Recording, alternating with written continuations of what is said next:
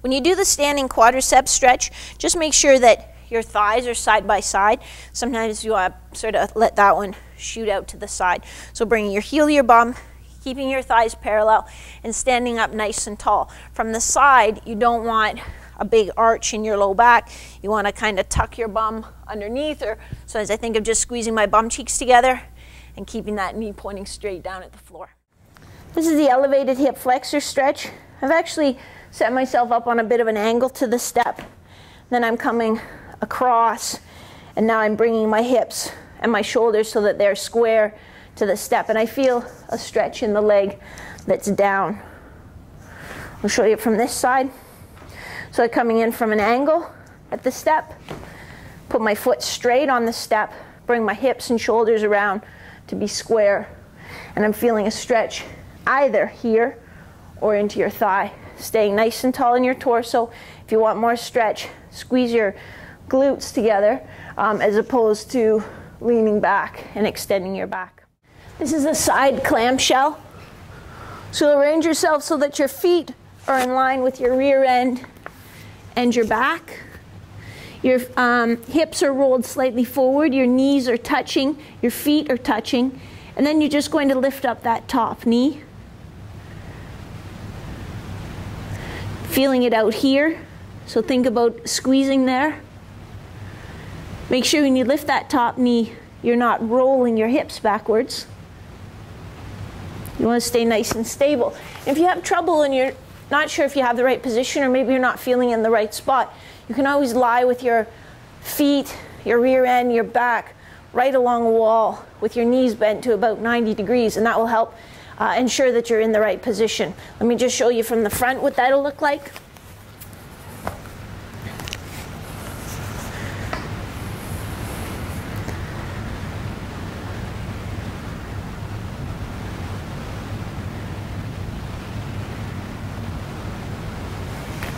Side clamshell. When you do the supine hip flexion and hold, this is an exercise where we're trying to improve the function of the muscles across your hip.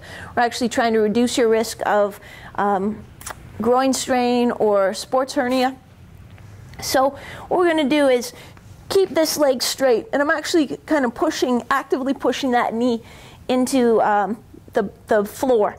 And then this leg, I'm going to pull straight up toward my chest, and I'm actively pulling it up with about 40% of my maximum effort.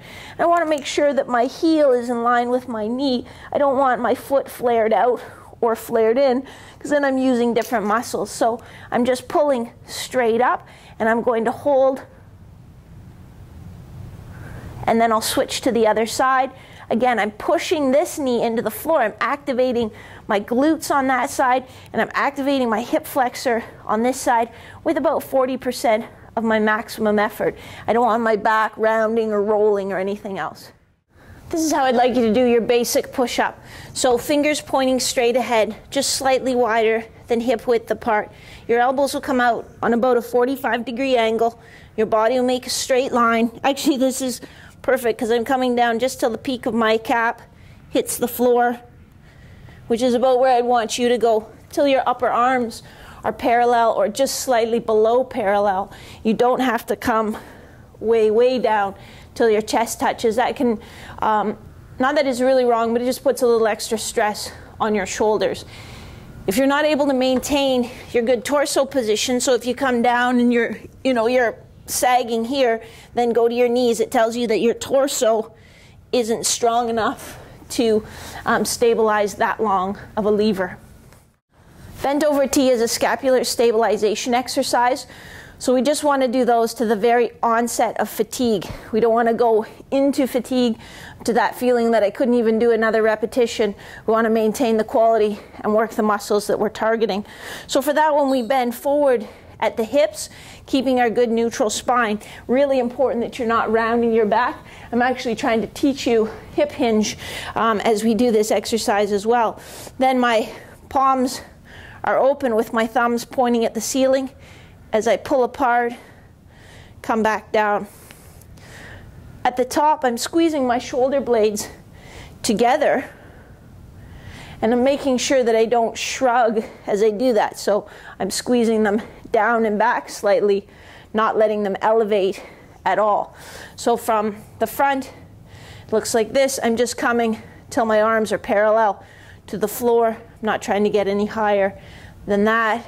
And where I want you to feel it is back here, and you might feel a little bit in the back of your shoulder as well.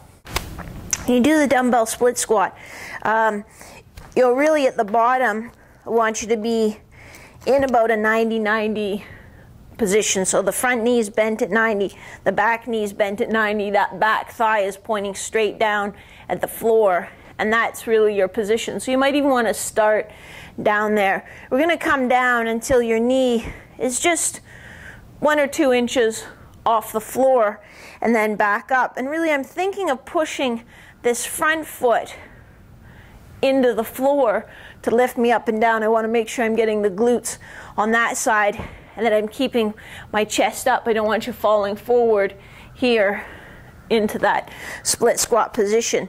The knee is staying roughly over the ankle, and from the front you're making sure that the knee is pointing straight ahead, not falling in like that or even just slightly in. You want to keep it right in line with the middle toe, or the second toe actually, of your foot.